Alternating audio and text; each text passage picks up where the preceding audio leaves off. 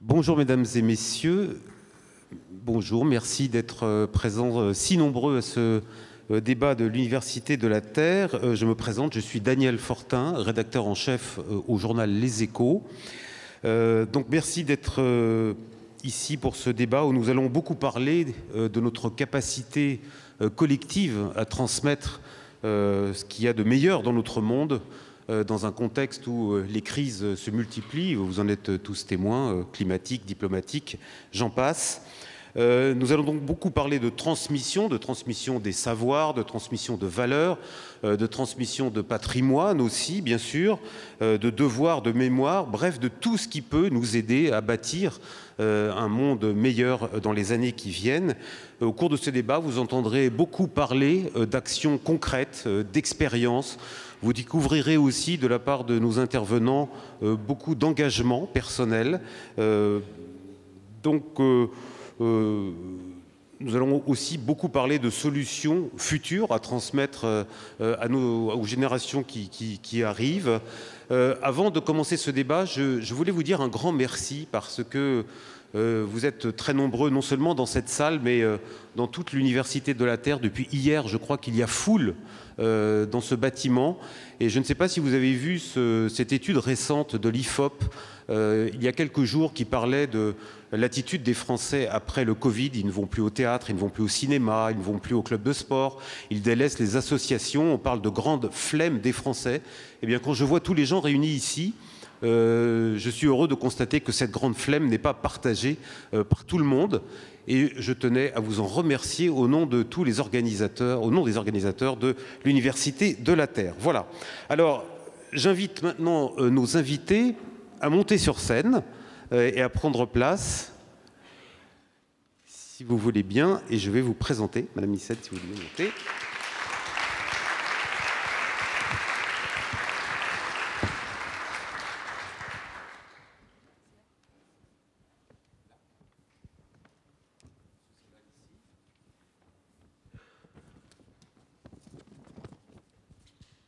Donc je vais faire les présentations. Merci à vous de vous être installés. Françoise Nyssen, d'abord, je commence par vous. Bonjour madame. Vous êtes éditrice, présidente jusqu'à récemment, en tout cas quelque temps encore, des éditions Actes Sud. Vous avez aussi été ministre de la Culture sous le premier mandat d'Emmanuel Macron. Merci à vous d'être avec nous. Madame Cécile Ladjali, vous êtes écrivaine, romancière, mais aussi essayiste. L'un de vos essais, Mauvaise langue, a obtenu le prix Femina il y a quelques années.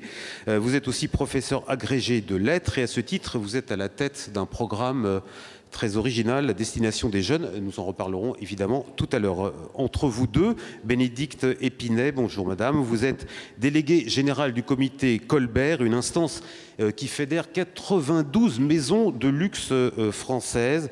Vous êtes vous aussi au cœur des problématiques de transmission, notamment des transmissions de savoir-faire, souvent ancestraux, un sujet absolument central aujourd'hui qui appelle sans doute beaucoup de réformes et vous nous en parlerez. Monsieur Sellal, bonjour monsieur, vous êtes président de la Fondation de France. À ce titre, vous aidez à financer et à développer de nombreux programmes de préservation de patrimoine, mais aussi d'éducation, plus généralement de transmission, c'est-à-dire exactement le cœur de notre débat aujourd'hui. Et enfin, monsieur Philippe Madec, bonjour monsieur, vous êtes architecte, urbaniste, vous avez été l'un des tout premiers en France, je crois, à réaliser puis à théoriser ce que vous appelez la frugalité dans les domaines de l'aménagement et de la construction. Vous avez pris de nombreuses initiatives sur le terrain et c'est ce dont nous parlerons tout à l'heure. Je m'adresse une seconde à la salle pour vous dire que, évidemment, nos intervenants vont parler de leurs expériences. À tout moment, n'hésitez pas, si vous avez envie de poser une question ou de manifester un commentaire, vous levez la main, je vous donnerai la parole. Sinon, de toute façon, à la fin de ce débat, vous aurez évidemment l'occasion d'interroger vous-même nos intervenants. Voilà, je commence par vous, peut-être Françoise Nyssen, puisque vous avez beaucoup d'initiatives en cours. Vous êtes ici en raison, bien sûr, de vos nombreux engagements passés, nous y reviendrons sans doute, mais votre actualité, ce sont 2 projets dans lesquels vous êtes impliqués depuis que vous êtes passé au gouvernement. Le premier, c'est un festival qui s'appelle Agir pour le vivant. Et le second, c'est NEED, N-E-E-D, une association qui travaille à la construction d'un lieu mémoriel sur le camp des 1000. Je ne sais pas si tout le monde sait ce qu'est ce camp ici. Madame Nyssen nous en reparlera. Camp ancienne Tuileries, je crois, situé près d'Aix-en-Provence, qui a été un lieu où beaucoup de gens ont souffert, des étrangers, des juifs, on en reparlera. Mais en tout cas, justement, je vous laisse nous en parler. Madame Nyssen, ces 2 expériences que vous menez aujourd'hui de transmission. Je vous laisse la parole. Merci de me donner l'occasion. Alors, petite rectification, NEED, c'est effectivement l'idée d'un lieu, mais qui ne sera pas à la place du camp des 1000, mais c'est le camp des 1000 et Cyprien Fonvieille, qui l'a mené pendant une dizaine d'années, qui nous a donné l'idée et l'initiative de faire la même chose, je dirais d'une certaine façon, un lieu de sensibilisation pour des questions qui risquent d'amener à des situations dramatiques en Méditerranée. C'est 23 pays concernés, 500 millions d'habitants qui sont les plus fragiles par rapport à ce qui est en train de se passer. Et la transition que nous vivons, le réchauffement climatique, la perte de la biodiversité, et ça risque d'amener à un véritable génocide climatique avec les déplacements de population, etc. Donc on s'est dit, et c'est l'idée de Cyprien, que pour sensibiliser les populations, très clairement, c'est pas... Bon, alors maintenant, on est à un autre niveau de sensibilisation par rapport au moment où on l'a démarré, c'était il y a 3 ans, mais c'est vrai que c'est pas uniquement les images de l'ours sur la banquise qu'ils font en Alaska qui va sensibiliser les jeunes dans les quartiers à Marseille. On s'est dit qu'il fallait créer un lieu dans la cité qui permettrait aux citoyens de venir voir la réalité de ce que c'était ce changement climatique et y trouver aussi des approches, des chemins, qu'il y ait aussi un lieu de recherche, de formation, de présentation des métiers de demain. Donc c'est un lieu qui sensibilise et qui peut donner des perspectives. Ce lieu verra le jour en 26 normalement sur le port de Marseille, pas loin du Mucem a priori, puisqu'il a été annoncé dans le cadre de Marseille en grand.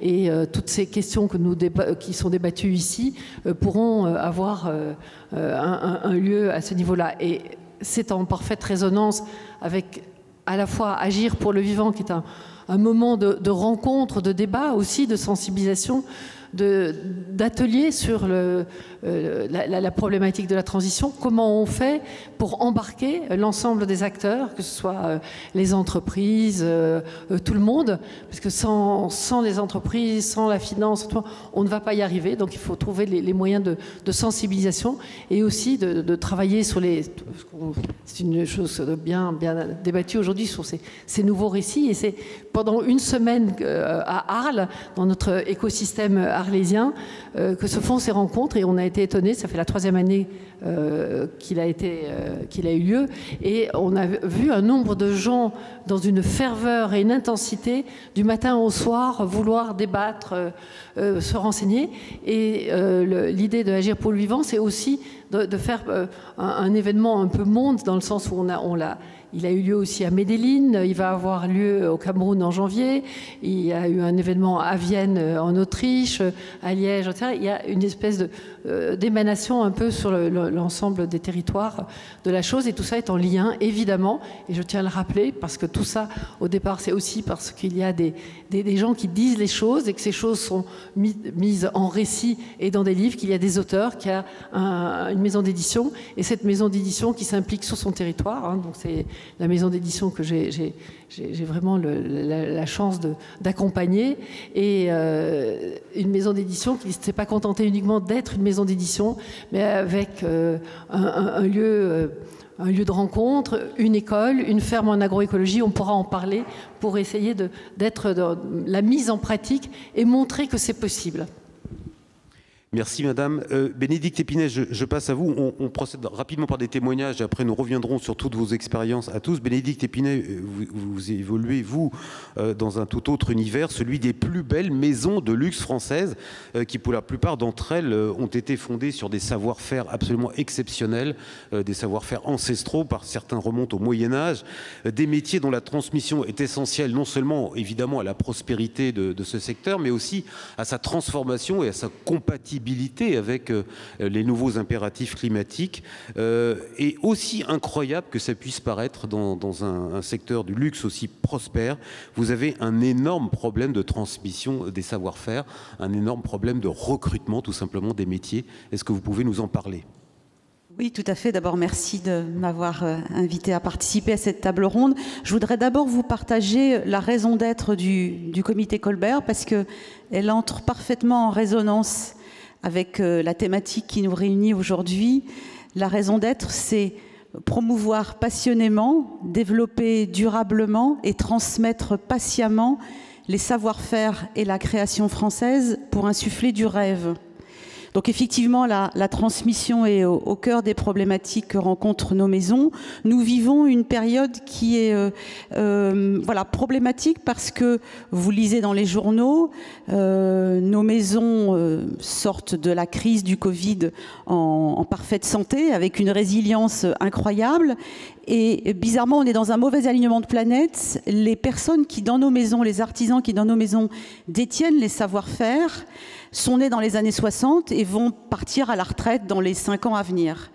Et donc, il nous faut urgemment séduire une nouvelle génération d'artisans, les séduire le plus jeune possible, évidemment, puisque pour faire un artisan dans la pleine possession de ses moyens, qu'il s'agisse d'un joaillier ou d'un maroquinier, il faut à peu près 10 ans de pratique pour faire un bon maroquinier ou pour faire un bon joaillier. Donc, on est très content d'avoir beaucoup d'adultes en reconversion et on en a beaucoup. C'est-à-dire que les classes de CAP sont très occupées par des adultes en reconversion qui, en sortie de Covid, trouvent que tous ces métiers donnent un sens à la vie et ils ont raison. Donc on est très content de pouvoir séduire cette génération-là, mais il faut aussi qu'on séduise les plus jeunes, donc les 13, les 14, les 15 ans, quand ils sont en âge de choisir un CAP, parce que du coup on va pouvoir les former avec la patience qui est présente dans toutes nos maisons, et puis ensuite on va pouvoir les garder longtemps. Donc on est une industrie à la fois culturelle, à la fois créative, et on est une industrie du temps long. Donc la transmission prend beaucoup de temps et est au cœur de nos problématiques. Vous me donniez le chiffre du nombre de gens qui manquent d'une certaine manière pour être tout à fait en ligne avec les nécessités de la production de luxe. C'est combien de personnes? C'est absolument impressionnant. Alors oui, c'est impressionnant, le chiffre fait peur, mais c'est une réalité. Il résulte d'un agglomérat de statistiques des métiers d'art, parce que dans nos maisons, on a à la fois des artisans métiers d'art, c'est-à-dire qui sont dans un processus de création, jusqu'à l'artisan qui exécute un geste répétitif, mais pour lequel il faut malgré tout des années de pratique.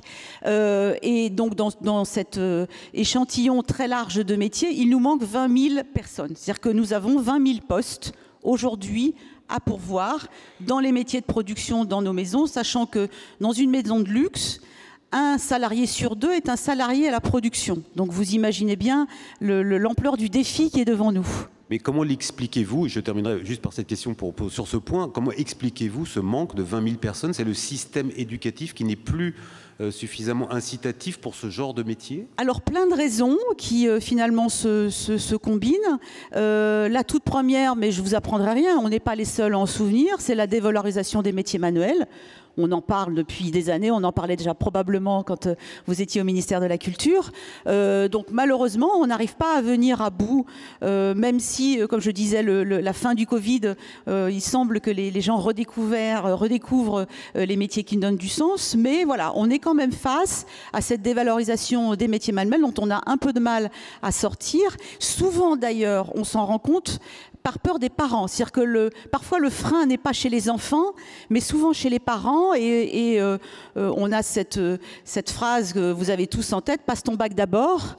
Même si l'enfant a une passion pour un métier manuel, passe ton bac d'abord et puis après on verra. Donc des vocations contrariées. La deuxième raison, c'est probablement tout simplement un manque de visibilité de ces métiers, c'est-à-dire qu'on a beaucoup de jeunes qui regardent les influenceurs sur les réseaux sociaux et voient toutes ces belles marques s'exposer, mais qui n'osent même pas imaginer que dans ces maisons, il y a des métiers manuels qu'ils pourraient tout à fait occuper. Et puis après, il y a effectivement la formation qui n'est certainement pas adéquate, des programmes qui sont obsolètes, un CAP qu'il faudrait probablement revaloriser. Le mot même de CAP lui-même n'est pas voilà, très attrayant. Donc voilà, c'est toutes ces raisons-là combinées. Merci Cécile Ladjali. Je vous voyais opiner du chef. Il faut dire que c'est un sujet qui vous concerne parce que bien sûr, vous êtes écrivaine, vous êtes aussi professeur et à ce titre, avec d'autres universitaires, vous avez monté le programme Baudelaire à la Fondation Robert de Sorbonne, un programme qui prône, je reprends votre expression, l'élitisme pour tous. Est-ce que vous pouvez nous en dire plus ? Oui, volontiers, merci pour cette invitation. Il y a un instant, Bénédicte, vous parliez de cet empêchement. Ces élèves ne s'autorisent pas, n'osent pas se dire que le luxe, c'est pour eux. La culture, les belles choses, la pensée, c'est notre humanité et c'est devenu une forme de luxe. Alors que ça devrait être pour tout le monde et être partagé par la majorité. Et cette question de la légitimité, elle est au cœur de ma pensée en tant que professeur, en tant qu'écrivain, en tant qu'essayiste, parce que on vit dans un monde de reproduction des élites, on le sait très bien, et en fait, il y a des étudiants pour qui le parcours universitaire va être plus compliqué que pour d'autres. Et c'est pour cette raison que la Fondation Robert de Sorbonne m'a demandé il y a quelques années d'inventer un programme en direction de jeunes étudiants inscrits en licence, mais qui ne se sentent pas légitimes.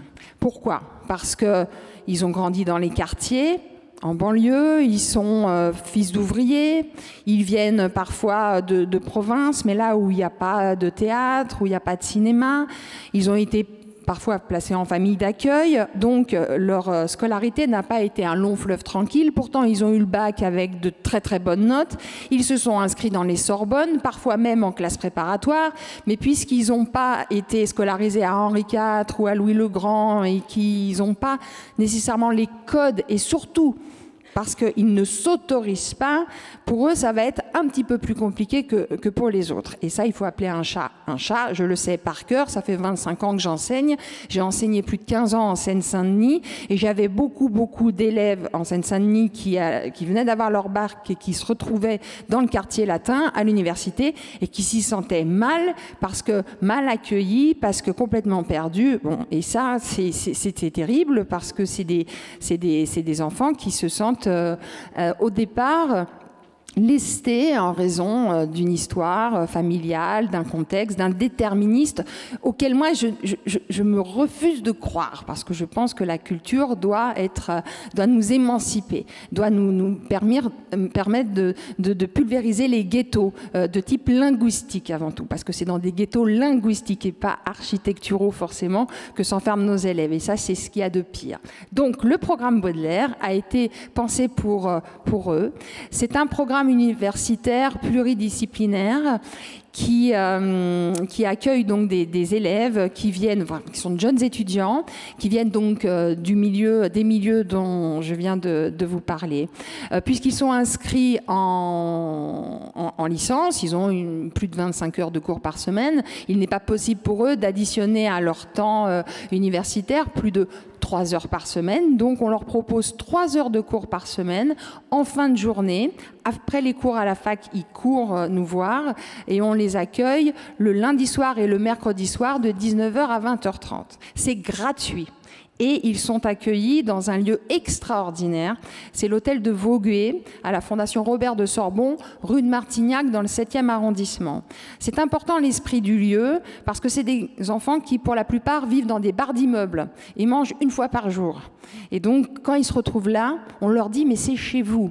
Venez, entrez. Un jour, il y avait un cocktail, ils étaient invités, c'était pour eux. Et ils m'ont demandé, madame, est-ce que je peux débarrasser les plateaux? Ils pensaient qu'ils étaient là pour faire les bonnes. Je leur ai dit, mais non, c'est pour vous, servez-vous. Enfin, c'est très compliqué. Mais progressivement, ils s'approprient les choses. Et le plus important, ce que je dois vous dire, c'est que pour qu'ils se sentent légitimes et que la culture, les belles choses qui sont notre richesse, notre humanité, mais qui les terrifient parfois, perdent de leur étrange étrangeté, les 5 professeurs que j'ai embarqués dans l'aventure du programme Baudelaire sont tous des universitaires de haut vol, mais également des artistes qui pratiquent l'art qu'ils enseignent. Et cette notion de mettre la main à la pâte, je crois qu'on va en parler beaucoup aujourd'hui. Et ces artistes, qui sont aussi des professeurs, invitent les étudiants du programme Baudelaire à mettre la main à la pâte. Les professeurs de lettres leur font écrire des textes. Ces textes sont publiés. Le professeur d'art plastique est plasticien. Il les conduit jusqu'au vernissage, à l'accrochage des œuvres produites en cours, etc., etc. Donc on a cette dimension extrêmement concrète dans l'enseignement. Ainsi, les étudiants s'approprient de l'intérieur un savoir et ils se rendent compte qu'ils peuvent être les premiers acteurs du texte littéraire, de l'œuvre d'art en train d'être construite. Et on a... pour faire toutes ces choses-là, en plus de ce lieu merveilleux et de ces 5 professeurs qui sont très investis, on a plusieurs partenaires culturels qui nous accompagnent. Il y a la MC 93 de Bobigny. Les étudiants vont monter sur la scène de la MC en février. Il y a la Maison de la Poésie également qui les accueille. Ils montent sur scène pour faire entendre les textes qu'ils ont écrits. Et il y a, alors je peux vous parler du projet de cette année, qui est un projet éditorial assez fabuleux. Il y a quelques mois de cela, j'ai eu dans les mains une centaine de pages rédigées par une dame qui a 86 ans aujourd'hui, qui s'appelle Monique Walke-Strauss, qui est en pleine forme. On est voisines, on est à Paris.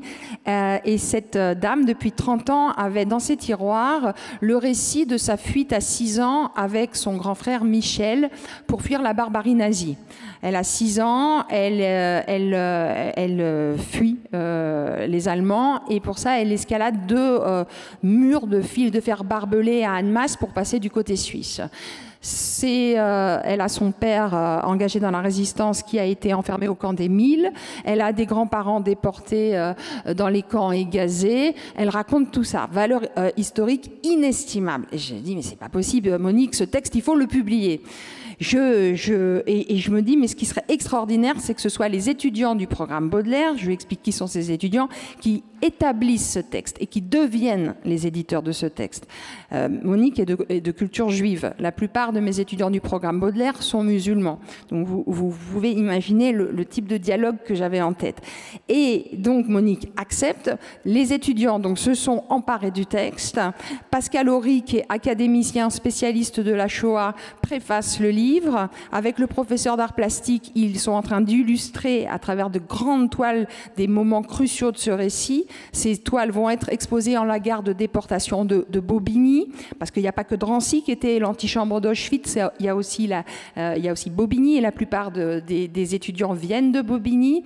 Ils vont monter sur la scène de la Maison de la Poésie pour faire entendre des pans du texte de Monique, et ils participent à une aventure mémorielle, intellectuelle, extraordinaire, parce qu'ils sont accompagnés par les artistes. Le texte littéraire est lacunaire par moments. C'est l'écrivain Thomas Reverdy et moi, et tous les deux, on est profs aussi, on les aide à revoir le récit. Donc le texte littérairement monte en puissance et voilà, ils n'ont pas de notes, ils ne sont pas évalués, mais il y a encore pire que la note, j'ai envie de dire. Il y a le regard du spectateur à l'expo, il y a l'éditeur qui va juger un texte qui doit être bon, il y a ces gageures-là qui sont magnifiques, qui les mettent en valeur. valeurs et qui, de façon très concrète, leur signifient qu'ils ont une place dans la cité, qu'ils ont une mémoire collective à construire auprès de cette dame avec laquelle ils dialoguent chaque semaine. Et tout est terriblement concret, exigeant, mais on n'est pas à faire des cours là, comme ça, abstraits, qui les écrabouilleraient. C'est très facile d'écraser les gens avec la culture, hein, si on veut. Hein. Il y a beaucoup de profs qui sont très forts et champions du monde pour ça. Non, on se met à leur niveau, on bosse ensemble et on a, au bout du compte, des étudiants qui ont grandi d'un coup et qui sont très fiers d'eux. Voilà. Cécile Adjali, je vous interromps. Pardon, je parle trop. Alors, le public applaudit et je pense que vous avez raison parce que c'est une initiative très estimable, mais je rappelle quand même, on en parlait ensemble, elle ne concerne qu'une trentaine, je crois, ou 35 élèves, me semble-t-il. À peine 25, ouais, à peine 25. Malheureusement. Alors, ce n'est pas du tout une critique, au contraire, mais malheureusement, c'est ce que j'allais dire, c'est que toutes les initiatives de ce type, malheureusement, ne concernent que des petits groupes, alors qu'on sait que le problème est immense. On sait notamment qu'en France, de nouveau, aujourd'hui, les inégalités en matière d'éducation se sont remises à croître. Donc voilà, c'était juste, au passage, remettre ça dans un contexte et dire peut-être que, Monsieur Sella, vous le voyez peut-être à la Fondation de France aussi, enfin, c'est très difficile aujourd'hui d'aller maintenant dans le sens de ce que vous dites et de prendre des initiatives de ce type qui sont souvent fondées sur des personnalités, vous en l'occurrence, mais d'autres aussi. Madame Nicette, vous vouliez dire un mot là-dessus ?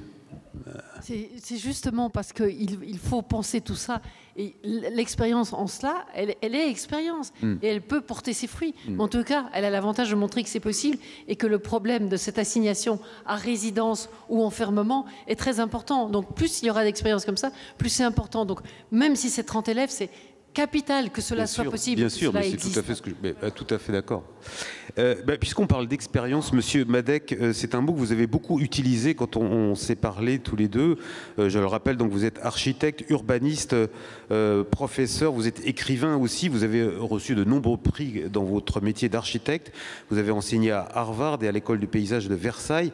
Toute votre vie professionnelle, vous avez défendu une idée qui est celle de la frugalité. Vous l'expérimentez aujourd'hui sur le terrain grâce au manifeste de la frugalité heureuse que vous avez lancé, qui au fond édicte des principes pour l'aménagement. Alors dans votre vocabulaire, vous dites le ménagement du territoire, et c'est tout un programme. Est-ce que vous pouvez nous parler de cette initiative et de la façon dont elle vit sur les territoires ? Oui, je vous remercie de m'inviter à en parler. Effectivement, il y a quelques années, avec deux amis, un ingénieur, Alain Bornarel, et une architecte auteure, Dominique Gauzin-Muller, on en avait assez. On se disait que ça ne marchait pas, quoi, que toutes les promesses faites n'étaient jamais tenues et qu'il fallait faire autre chose, prendre la liberté de se dire de ne pas attendre l'autorisation de faire autrement et de faire autrement. Et donc, il y a presque 5 ans maintenant, on a écrit un manifeste qui s'appelle le manifeste de la frugalité heureuse et créative. Parce qu'après un siècle de modernisme, on n'arrive pas à la frugalité sans être un peu créatif. Ce n'est pas une marche arrière, loin de là. C'est une vraie mise en avant. Et au moment de rendre public ce manifeste, on a dû faire le choix. On a fait le choix. Ce n'était pas un devoir, c'était une envie. On a fait le choix du mot frugalité et pas du mot sobriété. Pourquoi? C'est quoi la différence déjà? Ah, c'est essentiel. Alors, certains de nos amis, Pierre Rabhi, qui a appuyé chez vous, madame, ce magnifique livre sur la sobriété heureuse. Et qui a fait des grandes heures de l'Université de la Terre, je m'en souviens encore. J'en suis persuadé, oui, oui. Absolument. Et puis, nos amis de Negawatt, qui étaient aussi ici sur la sobriété énergétique, mais aussi Ivan Illich, auparavant, sur la simplicité heureuse. Finalement, eux nous avaient dit qu'il était peut-être possible d'utiliser le mot sobriété. Et en fait, dès la fin des années 2017, on comprenait bien qu'il se passait quelque chose sur le sens du mot et qu'on n'allait pas y échapper. Et on le voit bien, on n'y a pas y échappé. On n'y a pas échappé. En fait, le monde politique et économique contemporain a fait un rapt sur le mot sobriété. Hein. On le voit bien. Il faut être sobre. Hein. Il faut moins consommer, il faut moins émettre de gaz à effet de serre. Et nous, on se disait qu'on ne pouvait pas construire un récit d'avenir, puisqu'il s'agit bien de ça aujourd'hui, de se mettre d'accord autour d'une possibilité de vivre autrement demain. Hein, on savait qu'on ne pouvait pas construire ce récit d'avenir sur une injonction. Ça ne se fait pas, ça ne marche jamais comme ça. Et Et d'ailleurs, Edgar Morin, qui a signé le manifeste très tôt et qui ne signe pas en mettant son nom, Edgar Morin signe toujours en mettant un mot. Enfin, il nous a rappelé que les civilisations qui ont été intéressées par la frugalité et la sobriété ont toujours fait des fêtes. Et bien, nous avons inventé la fête du soleil depuis 2 ans en pensant évidemment à Edgar Morin. Alors, la frugalité n'est pas la sobriété, même si historiquement les mots ont été très proches sur la tempérance, notamment et la modération. Les mots ne disent pas du tout la même chose parce que leurs origines sont très différentes. En fait, frugal, ça vient de fruit, en latin, frux frugis, le fruit. Frugal, c'est la récolte du fruit. Et fructueux, c'est quand la récolte est bonne. Hein. Et la frugalité, c'est la bonne récolte. Et donc, on a gardé cette idée de, finalement, repenser notre relation à la terre comme une récolte juste qui ne blesserait pas la terre et qui rassasierait ceux qui le font. On s'est d'ailleurs appelé les glaneurs, évidemment en pensant à Agnès Varda, mais pas que Agnès Varda, parce que finalement nous sommes dans une situation où il nous faut faire un projet en commun, en partage, comme les glaneurs le font, de ce qui nous reste de nature et d'humanité, que notre travail est de cet ordre-là. Donc oui, effectivement, frugalité est devenu le mot sur lequel il fallait absolument construire ce qui est devenu aujourd'hui un mouvement, puisque depuis près de 5 ans, il y a des signatures qui viennent de 90 pays. On arrive tous les jours, c'est 10 signatures. Ça n'a jamais arrêté, ça n'arrête pas. On est à peu près à 16 000 signataires. Et donc ce mouvement existe aujourd'hui comme une envie de faire autrement. Et ce qui est intéressant, c'est que ce mouvement n'est pas juste une idée de 3 personnes, autrement ça n'aurait pas de sens. Enfin, on ne construit pas finalement quelque chose qui fonctionne juste parce que 3 personnes y ont pensé. La réalité de ce mouvement, c'est une réalité sur le terrain. C'est-à-dire partout en France, dans les départements et dans les régions, mais aussi à l'étranger, au Maroc, au Vietnam, en Belgique, etc. Il y a des groupes qui existent. Et la réalité de ce mouvement, c'est le partage de ce qui est possible de faire. Parce que l'idée, c'est pas de continuer à penser qu'il faut faire quelque chose demain. C'est terminé, cette idée. Hein. On n'a pas le temps d'attendre demain, quoi. Et peut-être qu'on a gagné la bataille des idées sur la nécessité de faire autrement, mais il ne s'agit pas d'avoir gagné la bataille des idées. Il faut absolument que sur le terrain, les choses changent. Et donc, ces groupes que l'on a un peu partout, en France et à l'étranger, échangent sur les bonnes pratiques, sur les manières de faire immédiatement. Et donc voilà, la frugalité, c'est absolument une récolte, mais une récolte fructueuse. Et le terrain dont vous parlez, vous m'avez bien spécifié que c'est à l'échelle de la commune que vous voulez travailler et pas simplement, pas dans d'autres structures plus larges. Il faut vraiment être dans une structure très proche, très repérable par les gens qui la composent en réalité. En fait, Madame Nyssen nous a autorisé à publier chez vous, Madame, et je vous remercie beaucoup, un ouvrage qui s'appelle Commune frugale, la révolution du ménagement. En fait, Cyril Dion nous avait taquiné sur la question du territoire et on n'a pas répondu sur la question de la ville, puisque finalement la ville c'est toujours en opposition à l'urbain et cette opposition finalement est une faiblesse de la pensée. L'établissement humain est beaucoup plus riche que l'opposition urbain-rurale et donc on a choisi la notion commune. Bon, vous le voyez déjà dans le mot, quoi. La commune, c'est là où on partage les communs, c'est là où on décide de vivre ensemble les communs. Et cette dimension-là est universelle, elle n'a pas d'échelle, elle n'a pas de qualificatif, elle est partout. Et pour nous, ça semble la bonne échelle, la bonne dimension pour le partage de la parole. Vous parlez de transmission. Pour nous, il nous semble que la seule échelle possible pour une transmission de ce récit, de cette façon d'être autrement à l'œuvre dans son propre établissement, c'est vraiment la commune. D'où ce livre, Commune frugale. Merci beaucoup Pierre Madec. Philippe Madec, pardon, Pierre Sellal. Donc vous nous avez patiemment attendu tous ces débats et vous prenez la parole maintenant, c'est parce que vous êtes aussi représentant d'une institution qui, au fond, est à la croisée de toutes ces expériences, puisque la Fondation de France soutient aussi bien des projets éducatifs, des projets d'agroécologie. Enfin, vous êtes vraiment exactement dans l'univers de la transmission dont nous parlons. Est-ce que vous pouvez d'abord nous rappeler ce qu'est et ce que fait la Fondation de France aujourd'hui? Bien volontiers. Une institution, avez-vous dit, et en même temps, c'est un organisme privé. Un joli titre. Une institution culturelle, je voulais dire. Fondation de France, parce qu'elle a une origine assez précise. C'est une décision du général de Gaulle, en 1969, intrigué ou jalousant la vitalité de la philanthropie aux États-Unis, qui avait conçu le projet d'inventer une philanthropie à la française, et que la Fondation de France était chargée d'incarner. Donc cet organisme privé, qui ne vit que des dons du public, qui ne reçoit aucune subvention de l'État, s'est développé depuis 50 ans pour devenir ce qu'on appelle communément le navire amiral de la philanthropie française. Et pour donner simplement quelques chiffres, la Fondation de France, ce sont à peu près 11 000 projets soutenus chaque année pour 250 millions d'euros à peu près, plus de 2 milliards d'actifs, des milliers de fondateurs, de donateurs, de bénévoles qui assurent la vitalité, encore une fois, de cette philanthropie à la française. Voilà en quelques mots ce qu'est cette Fondation de France.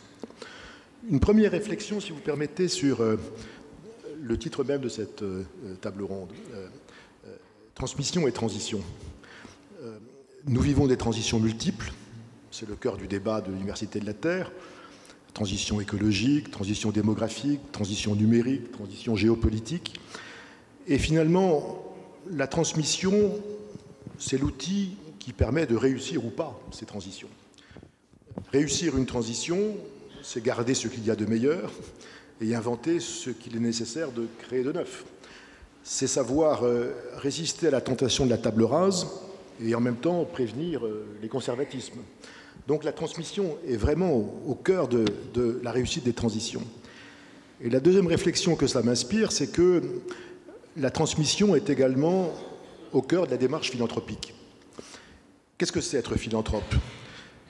C'est disposer d'un actif, ça peut être une compétence, un savoir, des moyens financiers, du temps, tout simplement, et le mettre à la disposition d'autrui ou au service d'une cause. Et la Fondation de France agit comme l'institution, l'organisme qui permet à toute personne qui a le goût, la volonté, l'envie d'agir pour l'intérêt général, quelle que soit la cause dont il s'agit, de transformer cette envie en action concrète. Et la Fondation de France est très fière également d'un de ses slogans, à savoir d'être la fondation de toutes les causes. Vous l'avez rappelé il y a un instant en évoquant la culture, l'éducation, la santé, l'environnement. Ce qui m'amène à dire que chacune des actions, chacun des projets, chacun des programmes dont on vient de parler a vocation à être soutenu par la Fondation de France et parfois l'est dès maintenant. Je pense au métier d'art, par exemple.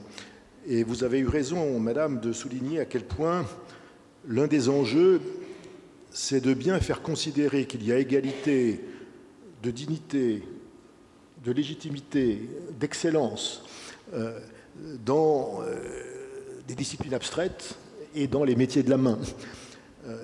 Nous avons, parmi les plus de 900 fondations qui sont sous l'égide de la Fondation de France, une fondation Odon-Vallée qui est très active en matière de bourse et qui met précisément un point d'honneur à mettre sur un même plan, lors des cérémonies notamment de distribution des bourses, ça se passe d'ailleurs en général à la Sorbonne, à la fois les élèves d'Henri IV et de Louis le Grand qui rentrent en classe préparatoire, et puis les lauréats de l'école Boulle ou des écoles de restauration.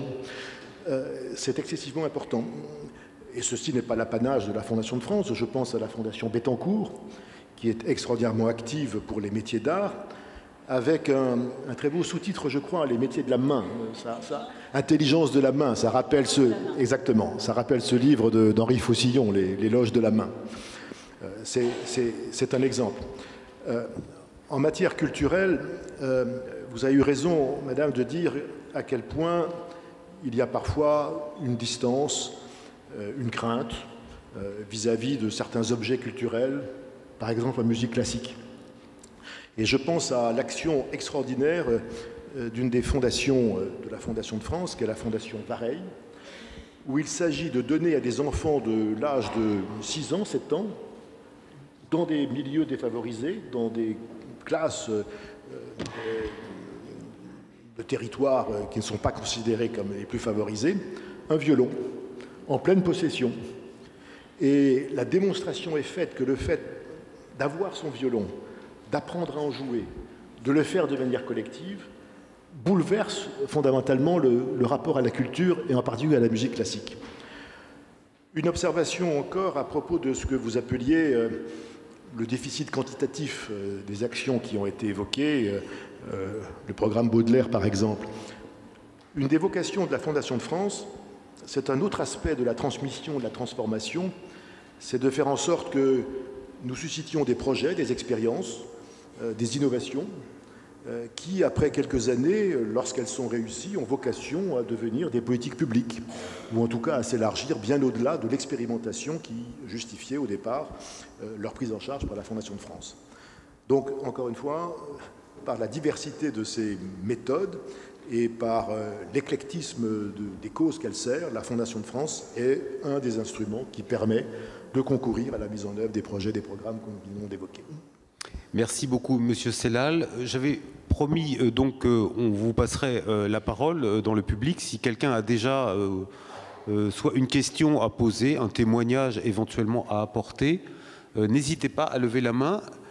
Voilà, allez-y, je vous en prie, madame. Parlez un peu fort, s'il vous plaît, parce que contrairement à ce que je vous avais promis, vous n'avez pas de micro, visiblement. Ah si, voilà, il y en a sur la table. Pardon, je demande pardon aux techniciens qui me faisaient des signes.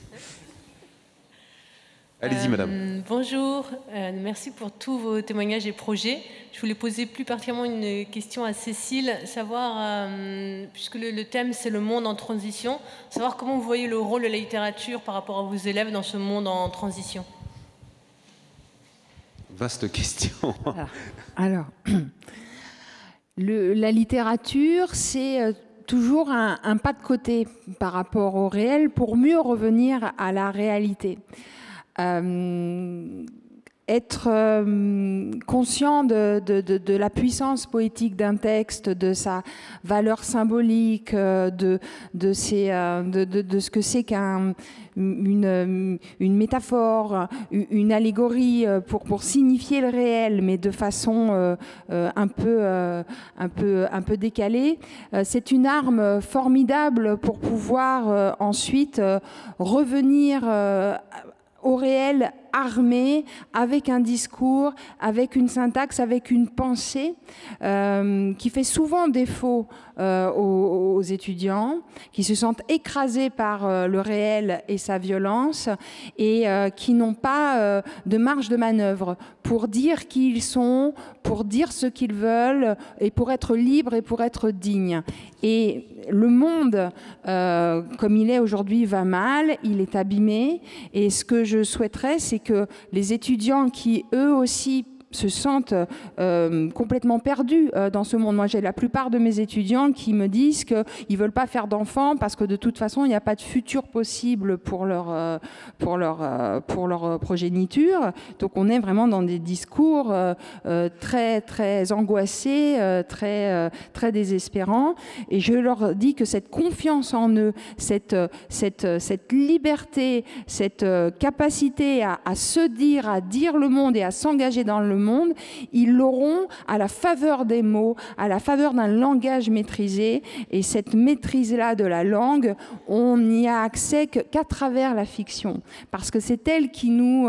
encore une fois, je répète ce que j'ai dit confusément au début, c'est un miroir du monde. Elle est un miroir du monde, mais un miroir légèrement déformé, légèrement décalé, qui permet d'apprivoiser le réel, d'apprivoiser les choses pour ensuite mieux y revenir de plein pied, pour parler comme Gide, poser son pied fermement sur le sable des plages parce qu'on a avalé les nourritures terrestres, c'est-à-dire les livres. Et c'est cette force-là qui manque aux enfants aujourd'hui. Et il n'y a pas de vie, il n'y a pas de dignité, il n'y a pas de liberté possible sans le langage. Ça, je pense que notre planche de salut, ce sont les mots. Ce sont les mots. Et donc les livres. Ça m'amène à poser à mon tour une question un peu générale. La transmission, par définition, c'est transmettre à ceux qui suivent, aux générations qui suivent. Comment transmettre aux générations qui arrivent, dont certains sont là dans la salle, un modèle que précisément ces générations contestent aujourd'hui, et de façon très très forte? Allez-y, madame, je vous en prie, oui. Alors, je rebondis sur un terme que vous venez d'utiliser, que je ne prends pas. Ce n'est pas une question de modèle. Je crois que j'ai envie de rebondir sur ce qu'a dit Cécile. C'est effectivement de donner aux jeunes la possibilité d'être droit dans leurs chaussures, dans leurs bottes, enfin, voilà, et d'avoir confiance en eux. Et pour cela, Il y a une chose simple, j'irai un peu plus loin que Cécile, les mots sont capitaux, mais il n'y a pas que les mots, parce que ce qui structure aussi le développement des apprentissages et de la personnalité, c'est les mots, et c'est aussi les notes, c'est la musique. On le sait maintenant, les études le montrent, que la musique est capitale dans le développement du cerveau parce que c'est la synchronisation, c'est la coordination, c'est l'écoute, le cerveau se... Et donc, que ce soit les mots, et d'ailleurs on a publié un livre là d'une dame qui disait justement, c'est extraordinaire parce que c'est aussi important que les mots. Imaginez-vous un monde où on apprendrait les mots qu'1 heure par semaine comme la musique. Moi, ma conviction, elle est forte sur le fait que l'éveil aux sensibles, la santé culturelle, comme dit Sophie Marinopoulos dans le rapport que je lui avais demandé quand j'étais rue de Valois sur l'éveil aux sensibles dès le plus jeune âge, et c'est capital. Tout être naît avec des interrogations en lui, avec des questionnements, avec une façon de voir les choses et de se poser des questions, d'être dans le doute. Si on n'a pas la possibilité de l'exprimer et de le partager, la désespérance elle est là, le renfermement, la violence. Si la pratique d'un art quel qu'il soit, que ce soit la littérature, que ce soit le théâtre, que ce soit les mots, que ce soit le dessin, va permettre à tout être humain de partager ce qu'il a en lui, et ça va changer la donne. Et nous, alors parce qu'on est aussi très pragmatique, on le vit au quotidien dans l'école qu'on a créée, avec des enfants qui sont depuis la maternelle jusqu'à la fin du collège. On nous pose souvent la question, mais alors comment ils sont dans un espace naturel, ils sont confrontés à la nature, ils ont tous un instrument, ils font tous du cheval aussi, ils sont dans la nature, ils ont une éducation qui leur donne confiance. Et on nous dit souvent, mais alors, d'abord, c'est que quelques enfants, c'est une centaine d'enfants, et comment ça va se passer après? Eh bien justement, quand ils arrivent au lycée, on nous fait la remarque qu'ils sont absolument incroyables parce qu'ils sont droits dans leurs bottes, ils sont désireux de faire, ils sont curieux, ils ont eu cette confiance, ils ont eu cette confrontation à la beauté.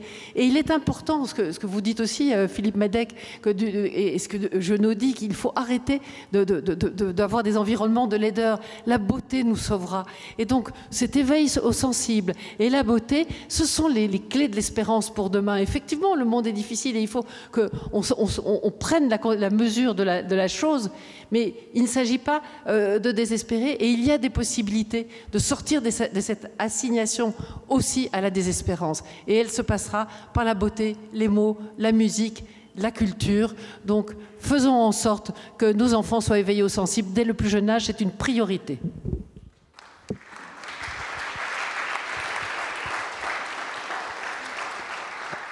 D'autres questions dans la salle, madame? Vous levez la main là-bas. Allez-y, je vous en prie. Posez votre question. Bonjour, je suis Dominique, donc une fille de paysan. J'entends, alors moi j'ai plus les prénoms en tête, Madame Cécile qui est professeure, Bénédicte qui est plutôt dans le monde de l'artisan mais du luxe. J'entends donc la ministre, j'entends Monsieur qui est en fondation. Enfin pardon, et puis voilà, pardon, et qui est citoyenne aujourd'hui, mais avec un autre mode d'éducation, si j'entends bien, que le professeur de lettres. Et j'entends donc excusez-moi, j'ai pas retenu les noms de famille, hein, donc je me permets le prénom. Donc Bénédicte qui dit un truc intéressant, elle dit le CAP, il faudrait changer le nom en fait, en gros. Donc on a des professeurs de lettres, on a effectivement, pourquoi on fait pas aujourd'hui déjà des améliorations des mots? Parce que moi, fille de paysan, ce sont des taiseux, les artisans, ce sont des taiseux. Donc on n'a pas toujours des communicants qui utilisent le verbe à bon escient, et du coup ils se taisent. Donc si on mélangeait, ça veut dire des hommes ou des femmes de lettres, des hommes et des femmes de terre, et des hommes et de femmes peut-être du monde, en fait, en gros. Voilà, il faudrait peut-être, je me dis, est-ce que c'est possible? Est-ce qu'on peut commencer aujourd'hui en signifiant peut-être un autre nom de CAP? Pourquoi pas? En tout cas, vous rejoignez en effet une problématique qui est très très importante, parce que le nom même du CAP, on l'évoquait tout à l'heure, oui, c'est vrai qu'il y a certainement beaucoup mieux à trouver pour le rendre incitatif. Qui répond à ce qui n'était pas vraiment une question, d'ailleurs c'était une remarque, un commentaire? Quelqu'un? Monsieur Madec, allez-y, je vous en prie. Oui, je veux bien rebondir sur votre propos, madame. Il y a la nécessité de faire les choses ensemble. Bien sûr, chacun doit faire sa part, mais ensemble. Parce que le travail qui est à faire est un travail collectif. Et peut-être un travail de réhabilitation du monde déjà là, et un monde qui veut être urbain, rural, littoral, campagnard et autres, mais une vraie réhabilitation du monde déjà là. Et il me semble qu'il n'y a pas d'autre travail à faire que celui-là. Et quand on dit réhabilitation, moi je ne l'entends pas au sens d'une réhabilitation technique, mais une réhabilitation au sens littéraire, justement, le retour en estime. Il me semble que le premier travail de la réhabilitation, c'est faire en sorte que tous ensemble, nous remettions à aimer la Terre et les espaces sur lesquels nous vivons. Que nous remettions à aimer finalement cette Terre où nous sommes, mais que nous le faisions ensemble. Cette réhabilitation du monde déjà là, c'est la réhabilitation d'un monde habité. Et donc on ne va pas le réhabiliter sans les gens qui sont là. Sans le mélange du paysan, du professeur, du garagiste, de la boulangère. On ne peut le faire qu'ensemble. Et si nous proposons d'engager la commune, d'engager cet espace dans lequel finalement tout le monde est capable de vivre ensemble et que tout le monde vit ensemble, c'est pour engager ces sociétés-là situées. Parce que tous les propos ne peuvent plus être généralistes, ils ne peuvent être aussi que chaque fois situés en fonction des communautés, des climats, des cultures évidemment. Et donc voilà, oui, il est possible de le faire, on le fait et on le fait très largement. L'engagement de la société civile dans la réparation du monde déjà là, qui n'est pas à faire demain, hein. On n'a pas le temps d'attendre demain, quoi. Qui est à faire aujourd'hui, c'est celle-là. Celle où on met ensemble l'agriculteur taiseux, comme vous dites, et peut-être le professeur qui parle, mais on sait très bien que dans le partage, ça marche. Moi, j'ai fait le PLU de Rocamadour, figurez-vous. Donc le PLU de Rocamadour, si vous ne savez pas parler avec des paysans, vous ne le faites pas. Mais tout ça, c'est opéré, et c'est opéré avec joie. Donc faisons ensemble, dans des échelles où la parole peut être partagée, même avec des gens qui ne parlent pas. Je juste faire un petit détail. Chaque fois que je fais une séance de participation citoyenne, je sais que celui qui ne parle pas a quelque chose de très important à dire. Et je lui demande toujours à la fin, et vous? Et là, c'est un flot, quoi. C'est un flot parce qu'effectivement, il a gardé quelque chose d'important à dire.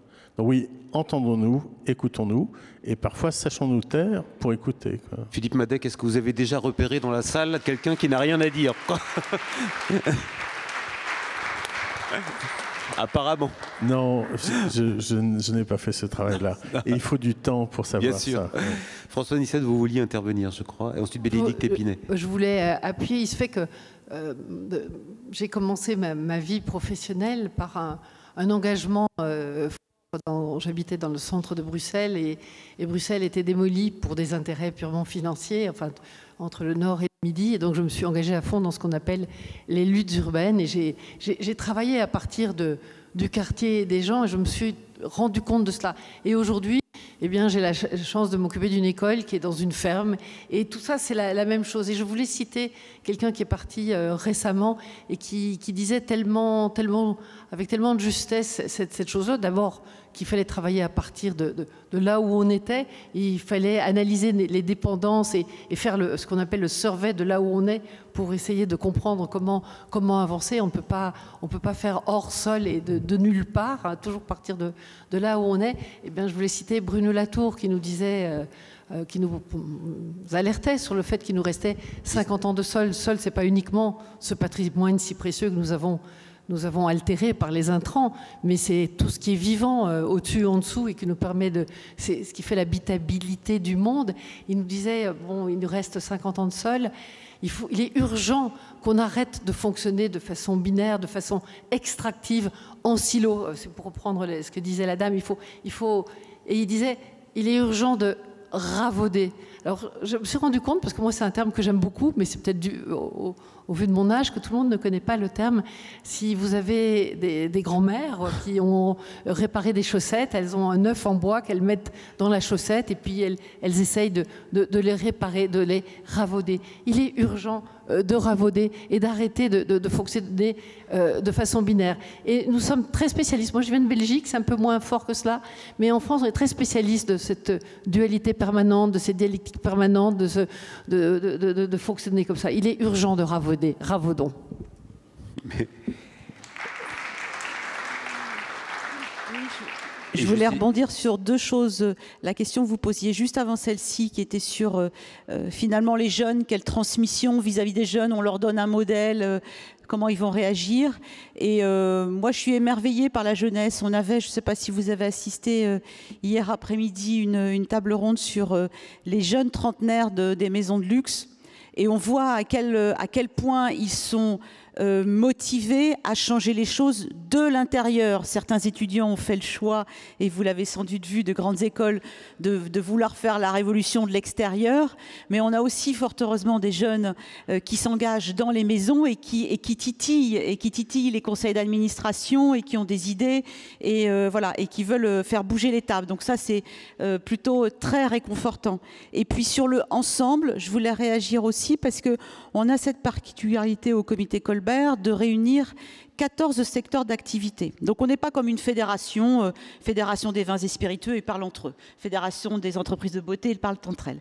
Nous, on est sur 14 secteurs, donc de la maroquinerie, de la joaillerie, de la beauté, les vins et spiritueux, l'art de la table, les grands hôtels à Paris, et la décoration, etc., etc. Et en fait, le sujet du développement durable est quasiment le seul sujet qui nous rassemble tous et sur lequel on est tous à livre ouvert et réellement dans une forme de partage des connaissances, des avancées. Et donc, pour répondre à madame, autour de la table, quand on a des entreprises des vins et spiritueux, on a forcément des vignerons. Quand on a des entreprises de beauté, on a des paysans à Grasse. Donc on a toutes sortes de gens, toutes fonctions dans la société, et ça c'est très riche et c'est comme ça que je pense on va avancer. Merci. Pierre Sellal, vous vouliez dire un mot? Je confirme que beaucoup de vignerons constituent aujourd'hui dans beaucoup de terroirs des fondations pour agir pour l'intérêt général et en particulier pour le développement durable. Madame, vous observiez très pertinemment tout à l'heure que, à propos de l'accès à la culture en particulier, que la diffusion culturelle à elle seule ne comble pas l'écart entre l'œuvre et le public. Nous avions engagé il y a déjà assez longtemps, la Fondation de France, un programme qu'appréciait particulièrement Madame Nyssen, le programme Nouveau Commanditaire, qui avait précisément pour objectif de transformer ou d'inverser la relation entre la création artistique et le public, en faisant en sorte que ce soit un public déterminé, une profession, un territoire, des personnes regroupées par affinité, qui conçoivent une création et engagent avec des intermédiaires un dialogue avec le créateur, qu'il soit écrivain, plasticien ou musicien. Ce programme a été très actif sur l'ensemble du territoire français pendant une vingtaine d'années et son relais maintenant a été passé au ministère de la Culture. Mais il me semble que c'est une des manières de répondre à l'observation que vous aviez formulée. Deuxième remarque à propos du langage. Cécile a raison d'insister sur l'importance cruciale de cette maîtrise du langage. Nous avons initié des programmes à la Fondation de France fondés sur la maîtrise du langage, l'éloquentia, pas forcément pour des professions pour lesquelles le langage, plaidoirie d'avocat par exemple, est évidemment crucial, mais tout simplement pour mettre en évidence à quel point la maîtrise du langage constitue le premier stade du développement personnel et la clé de l'intégration sociale. Troisième remarque, toujours à propos en droit fil de ce qui vient d'être dit au titre du comité Colbert et de la diversité de ses métiers. Il y a une autre dimension de la transmission que la Fondation de France s'efforce de promouvoir, c'est la communication entre les disciplines, la transversalité. Pour un problème quel qu'il soit, il y a toujours intérêt à réunir des compétences, des expériences, des pratiques d'origines très diverses. Et ce que permet la démarche philanthropique et une institution privée comme la nôtre, c'est précisément d'échapper au cloisonnement, aux organisations administratives, aux écarts entre les disciplines et d'essayer de susciter la transmission dans cette acception-là, c'est-à-dire de la transversalité. Enfin, une dernière remarque à propos du langage et des appellations. Je ne suis pas certain, madame, que le mot CAP soit en lui-même quelque chose de péjoratif. Je me souviens qu'un ministre du Commerce et de l'Artisanat, il y a une quinzaine d'années, avait considéré qu'avait quelque chose de péjoratif le titre de meilleur ouvrier de France. Les fameux MOF qui existent, comme vous le savez, dans beaucoup de disciplines, dans beaucoup de professions. Et j'avais au contraire observé que chez les cuisiniers, chez les ébénistes, être titulaire de ce titre, de ce diplôme de meilleur ouvrier de France est quelque chose d'extraordinairement valorisant et à très juste titre. Le diplôme de meilleur ouvrier de France de cuisinier aujourd'hui est probablement beaucoup plus difficile que certaines agrégations. Et je crois qu'il faut faire attention à ne pas céder nous-mêmes à certains préjugés en considérant que telle ou telle appellation ne correspond pas à ce que nous ambitionnons en termes, comme je disais tout à l'heure, d'égale légitimité, d'égale dignité et d'égale excellence. Merci Pierre Sellal. J'ai vu, alors beaucoup de mains se lèvent. Madame, vous aviez au fond, monsieur, je vous ai aperçu, je ne vous oublierai pas dans les minutes qui viennent. Madame, allez-y. Merci beaucoup. Oui, j'ai une question qui s'adresse à monsieur Madec au sujet du manifeste pour une frugalité heureuse et créative. Je me demandais quel avait été l'écho de ce manifeste dans les écoles d'architecture, puisque donc, je faisais un parallèle avec le manifeste pour un réveil écologique qui a connu vraiment un grand succès dans les autres universités et établissements du supérieur. Et ayant eu la chance d'assister à une remise des diplômes de l'École nationale d'architecture de Paris, je me suis rendu compte que les sujets environnementaux étaient très peu présents dans ce secteur-là. Donc comment il a été reçu par les étudiants et surtout intégré dans les savoirs, s'il vous plaît? Je vous remercie pour votre question. J'ai été professeur il y a encore 2 ans et j'ai décidé d'arrêter d'enseigner parce que la frugalité demandait le temps que j'avais à donner à la transmission. Et après avoir commencé à enseigner en 85, je me suis dit que là, je pouvais peut-être passer à un autre type de transmission. Alors, qu'est-ce qui se passe dans les écoles d'architecture aujourd'hui? La jeune génération des professeurs, vous n'avez plus du tout à leur faire la leçon de « allez, maintenant, il faut enseigner de l'éco-responsabilité ». Moi, j'ai été le premier à faire un enseignement d'éco-responsabilité dans le cycle initial d'architecture à Lyon en 2000. Et j'ai passé mon temps à le faire. Et là, voyant, j'ai terminé d'enseigner à l'école de Bretagne. Tous les jeunes architectes enseignants qui arrivaient portaient le discours d'éco-responsabilité. Vraiment. Et d'ailleurs, je vous propose de regarder ce qui se passe dans les revendications des diplômés. Vous avez eu des revendications magnifiques des diplômés à Centrale, à Agrotech, chez les ingénieurs et pas chez les architectes. Parce qu'en fait, il y a un enseignement avec de jeunes enseignants vraiment engagés. Tout ce qu'on dit à propos des matériaux bio et géosourcés, la bioclimatique, tout ça aujourd'hui est enseigné dans les écoles d'architecture. Peut-être que ce à quoi vous avez assisté n'était pas aussi riche que la réalité de ce qui se passe, mais le ministère de la Culture a développé, et c'était aussi de votre temps, madame, un réseau qui est le réseau ECO, ENSA ECO, qui est un des réseaux les plus importants finalement portés par le ministère de la Culture, et qui est le réseau des écoles d'architecture autour de l'enseignement de l'éco-responsabilité. Donc je pense que si ça n'est pas suffisant aujourd'hui, dans le monde des bâtisseurs professionnels, l'engagement des étudiants est incroyable. Quand on commence à enseigner en 85 et qu'on voit passer toutes les générations, quand on voit arriver celles qui sont là, on se dit qu'il se passe quelque chose d'incroyable. Moi, j'ai qu'une seule envie, c'est qu'ils prennent les commandes. Et on n'a pas le temps. Il faut qu'on leur donne les commandes immédiatement, y compris, même si on se met en recul nous, mais cette génération-là porte quelque chose d'absolument majeur et qui correspond tellement au temps. Si vous voulez un exemple, aujourd'hui, ce qu'on appelait les agences d'architecture, vous savez, que l'agence d'architecture de monsieur Untel, les agences d'architecture qu'on crée au XXe siècle ne sont plus des agences d'architecture, ce sont des collectifs.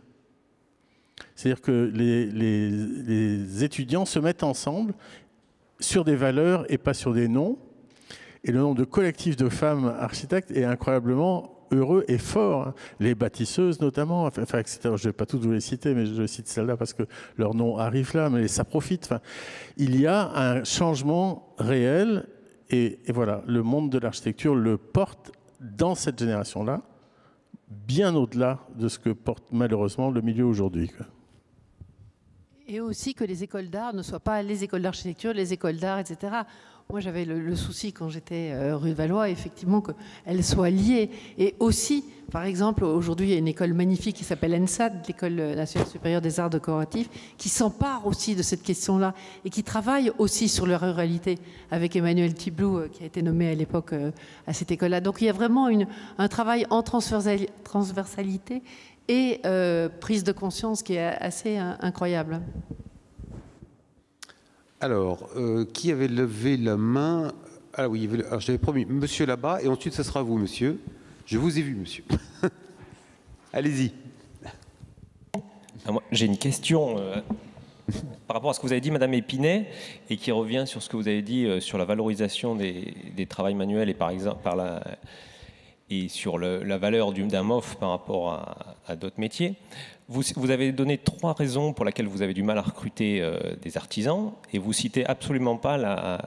Il y en a d'autres, hein, je me suis arrêtée. Voilà, alors, oui, exactement, mais c'est ce qui m'a interpellé en l'occurrence. Vous citez absolument pas la reconnaissance salariale des métiers manuels. Et ma question, aujourd'hui, on voit très bien qu'une entreprise comme les entreprises du luxe, dans les entreprises du luxe qui font une marge insolente, comme vous l'avez dit au début, en ce moment particulièrement, ont du mal à recruter des travaux manuels, des employés manuels, et c'est ça dans toutes les entreprises manuelles en France, dans tous les métiers manuels en France. Donc ma question est un peu, finalement, aujourd'hui, comment justifiez-vous qu'une entreprise de luxe comme ça ait tant de différences de salaire entre le directeur financier ou le directeur de la publicité bien au chaud dans son bureau du siège parisien par rapport à la couturière cuir dans son usine près de Bourges ou n'importe où ailleurs?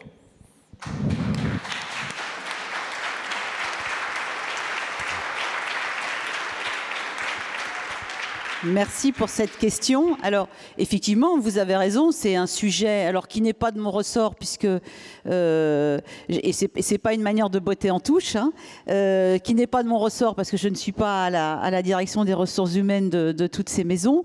Mais je pense, alors à l'inverse de vous, nous animons au sein du comité Colbert plusieurs réseaux, dont un réseau des DRH. Et je peux vous assurer que c'est une question qui est régulièrement, enfin même quasiment à chaque réunion sur la table.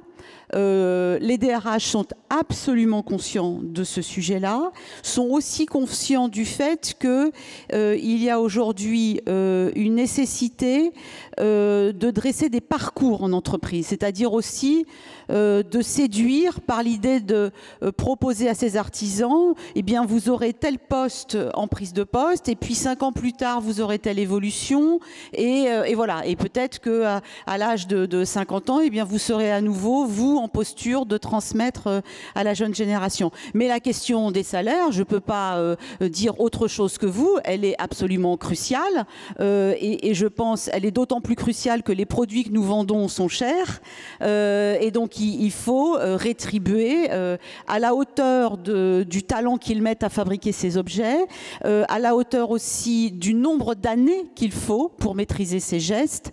Donc je ne peux absolument qu'aller dans votre sens.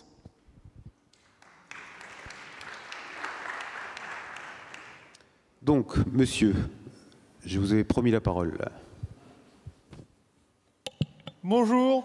Bonjour, monsieur. J'ai une grande question à propos de certaines technologies aujourd'hui qu'il faut transmettre. Aujourd'hui, il y a certaines technologies sont bien plus polluantes aujourd'hui, par exemple le béton, qui pose pas mal de problèmes écologiques. Et surtout, c'est la grande question en ce moment, alors qu'il y a d'autres technologies qui bien plus anciennes, qui par exemple, sur la méthode de construction du colombage, qui qui est bien plus écologique et bien plus simple, mais bien moins confortable à construire par rapport au béton. Mais il faut transmettre. Qu'est-ce que vous en pensez? Ça, on va peut-être poser la question à M. Madec, parce que je pense que... Oui, j'ai l'impression que ça m'était adressé. Bon, vous imaginez bien que quand on parle de frugalité, il s'agit de faire en sorte qu'on consomme moins de ressources, qu'on utilise moins d'énergie et que l'on soit plus heureux.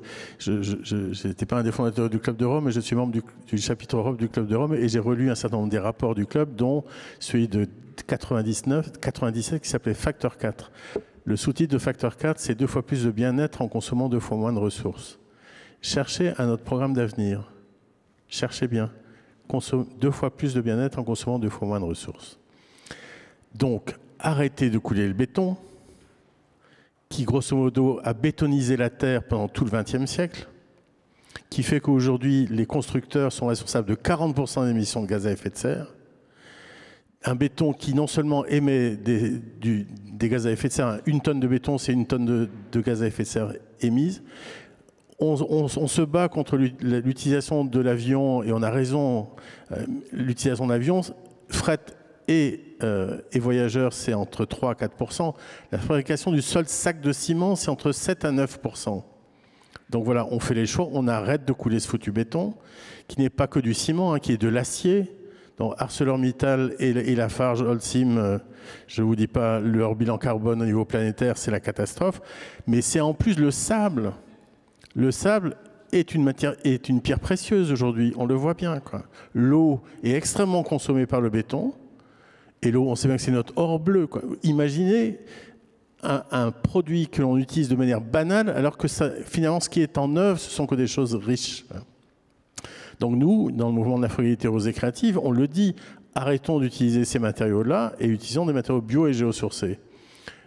En parlant du colombage, vous parlez juste d'une seule technique qui utilise 2 matériaux bio et géosourcés, le bois et la terre.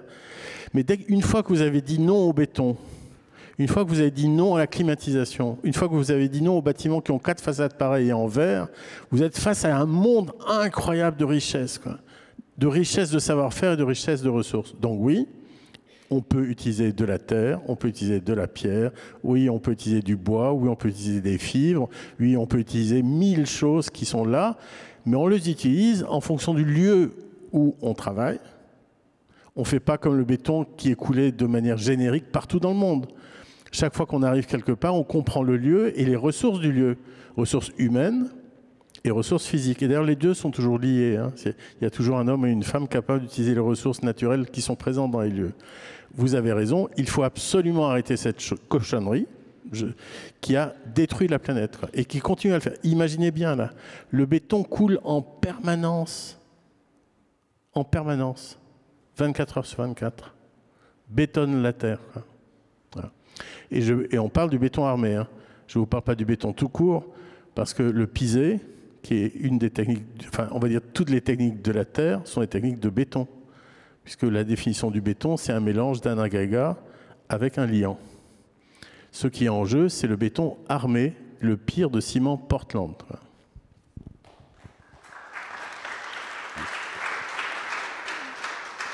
Alors, beaucoup de questions. L'heure tourne, il va falloir poser au moins des questions rapides, s'il vous plaît. Monsieur, ensuite je vois plein de mains qui se lèvent, j'essaierai de satisfaire tout le monde. Monsieur, je vous en prie. Alors, Jean-Maurice Auberti, fils de paysan de la Corrèze, avec un papa qui, à 11 ans, a été loué et qui m'a appris ce que c'était que le travail et l'effort.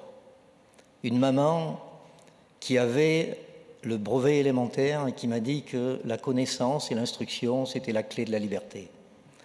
Et le jour où l'électricité est arrivée dans la maison de campagne, elle s'est un petit peu bagarrée avec mon papa parce qu'elle voulait mettre la lumière dans le cantou. Pourquoi la lumière dans le cantou? Mon père a dit, puisqu'il y a déjà les braises, il fait chaud. Et ma mère lui a dit, c'est que pour apprendre et faire les devoirs, il fallait avoir chaud et il fallait savoir avoir de la lumière pour lire, écrire. Pourquoi je vous dis ça? Parce qu'un homme, c'est comme un arbre. Il faut qu'il comprenne ses racines. Parce que ses racines, c'est l'éducation, c'est l'envie, c'est la valeur d'exemple.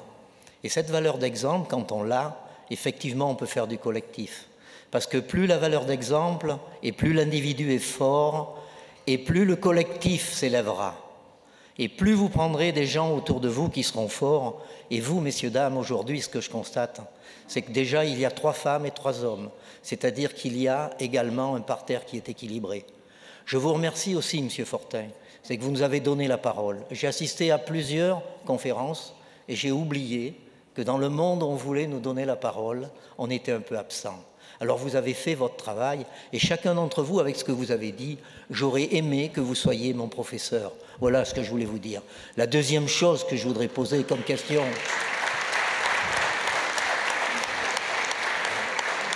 Merci, monsieur. On aurait presque envie de conclure là-dessus. Tout est possible quand on a quelque chose. Et ce que je voudrais simplement rajouter, c'est qu'aujourd'hui, dans un monde où l'argent est devenu roi, est-ce que cette énergie que l'on consomme, toujours plus, du charbon, qui a été aussi la drogue de la croissance, et la croissance n'est-elle pas aussi le substitut qui donne l'argent aux actionnaires? Ne faudrait-il pas essayer que ce patient soit mieux soigné? Voilà ma question. Alors, on quitte un peu le sujet de la transmission, mais un mot quand même. Qui veut répondre? Madame. Ce n'est pas une question de réponse, c'est d'abord vous remercier de votre témoignage. Oui. Parce qu'il nous nourrit, il nous émeut, c'est vrai, merci. Moi, j'ai envie de vous dire merci, ce n'est pas une question. Et c'est aussi à partir de ce que vous dites qu'on essaye d'œuvrer. Et je crois que c'est important de chacun d'entre nous, on œuvre avec ces convictions qu'on essaye de vous partager et en cohérence. On essaye d'être cohérent. Et c'est vrai que cette énergie que nous donnons, nous la donnons à la vie pour qu'elle soit encore possible. Et voilà, il n'y a pas de réponse à apporter, il y a à faire, il y a à œuvrer, il y a... Voilà, j'ai envie de vous dire, venez visiter le domaine du possible. C'est à côté d'Arles, vous verrez, ça existe. Lisez les livres, voyez ce que chacun d'eux font. C'est le hasard. Moi, je ne savais pas que cette table allait réunir tous ces sujets-là. Je ne savais pas que Pierre Célial allait parler des nouveaux commanditaires, qui est une véritable pratique démocratique de faire une politique de la culture. Merci. Mais là, ce que tu décris, c'est le miracle, le petit miracle à l'échelle très locale de cet amphithéâtre qui vient d'advenir. C'est qu'on est capable, je pense ici, hommes et femmes de bonne volonté, on est capable d'écoute, d'empathie. Et le dialogue authentique est extrêmement rare. Et ça demande à chacun d'entre nous, à moi la première, qui suis un moulin à parole et qui ai tendance à m'écouter parler, ça demande à chacun d'entre nous de faire un bel effort pour être en communion avec l'autre. L'empathie, c'est vraiment un mot important, je pense, qui désigne quelque chose de crucial. Merci. Pardonnez-moi, il y a beaucoup de questions. Quelqu'un levait le doigt, monsieur. Allez-y, je vous en prie. On m'a appris toujours à commencer par remercier. J'aimerais bien commencer par remercier le monsieur l'architecte qui nous a rappelé l'importance de ne pas bétonner tout le monde entier.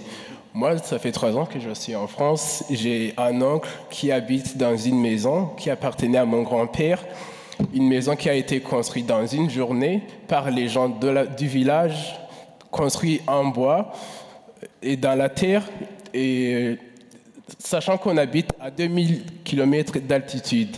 Donc, merci de nous rappeler cette importance parce qu'il y a un peu un décalage entre cet oncle et un père qui a été à l'école, qui a été un peu à l'école et qui s'est occidentalisé, qui est allé dans ce domaine de construire, d'habiter dans une maison un peu bétonnée. Vous pouvez nous dire à quel endroit ça se situe, monsieur? Au Burundi, dans un village qui s'appelle Igenda. Et je voulais aussi revenir sur ce que vous nous racontez tout à l'heure de la transmission.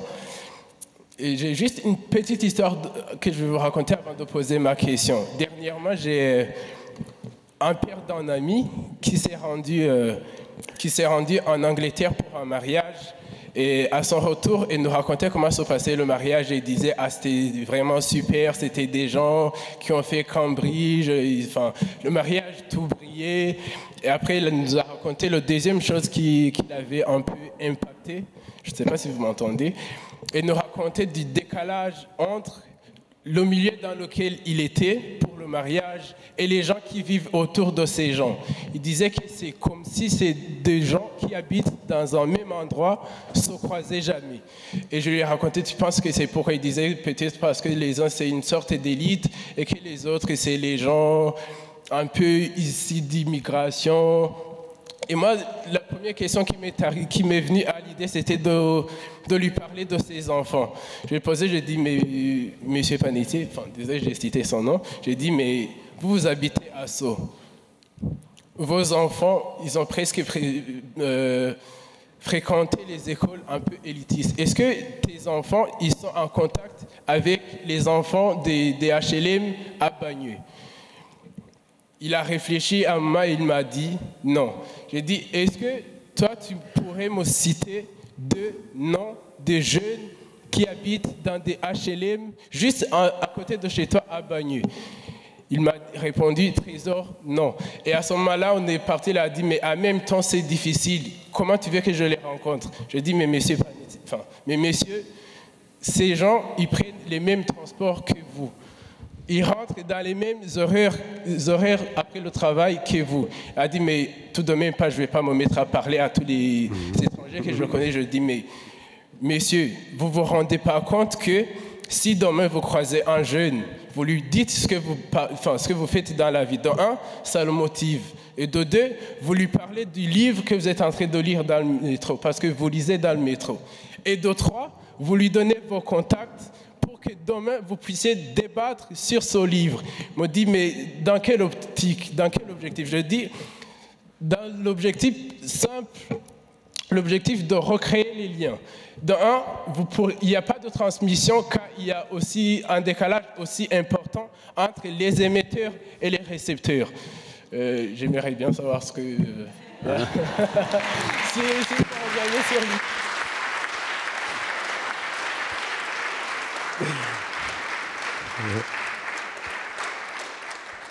Qui répond? Je pense que tout le monde est d'accord. Cécile Adjali. C'est très important ce que vous venez de dire. Hein. Les mondes ne communiquent pas entre eux. Et c'est pour ça la nécessité d'avoir un langage commun, une culture commune. Pas la langue des précieuses ridicules avec des pompons, des rubans, mais simplement un lexique commun pour qu'on puisse s'entendre. À l'heure des communautarismes, des séparatismes tragiques, il n'y a rien de pire que les ghettos de type linguistique. J'ai prononcé ce mot tout à l'heure. Moi, j'ai des élèves en Seine-Saint-Denis à Bobigny. Bobigny, c'est une ville collée à Paris, au bout de la ligne 5. La ligne 5, c'est la ligne orange. Bobigny, Pablo Picasso. Des élèves scolarisés au lycée Louise Michel. Ils me disent, c'est le printemps, je leur dis, vous êtes amoureux, allez, prenez le métro, allez à Paris, vous baladez au Jardin du Luxembourg, vous verrez, c'est absolument super comme endroit. Oh non, madame, on préfère rester ici, tenir les murs, parce qu'on n'ose pas aller à Paris. Et pourquoi vous n'allez pas à Paris? Vous n'avez pas de sous pour aller au Starbucks, acheter un McDo? Non, non, madame, c'est pas ça, c'est à cause de notre façon de parler, de notre langage. Les gens se moquent de nous. Et mes élèves, sans le savoir, étaient en train de se décrire comme étant ceux que Platon appelait les barbares, c'est-à-dire ceux qui ne parlaient pas le grec de l'académie. Et ils se ghettoisent linguistiquement, ils restent entre eux et ils ne vont pas avec le reste du monde. Et c'est dramatique parce que ça crée des frustrations, ça crée des colères. Et ce qu'il faut, c'est avoir justement suffisamment de mots pour pouvoir pulvériser les ghettos de type linguistique, passer ces barres imaginaires, la barre du périphérique, mais qui pour eux sont des barres, des frontières bien réelles. Et c'est le langage, c'est une affaire extrêmement politique. C'est pas moi qui le dis, c'est Hannah Arendt qui disait dans La crise de la culture, quand on réfléchit sérieusement au langage, on fait de la politique. Et moi, j'en reviens à cette obsession des mots. Pour la liberté, pour la dignité, pour l'estime de soi, il faut le langage. Et la musique qui a un langage également, bien sûr, Françoise. Merci, Cécile Adjali. Ce sera malheureusement notre conclusion. Désolée, madame. Le temps passe. Il est 16h, donc un débat suit. Merci pour votre attention à tous. Merci Françoise Nyssen, merci Bénédicte Épinay, Cécile Adjali, Philippe Madec, Pierre Sellal. Merci d'être intervenus avec nous cet après-midi. Merci.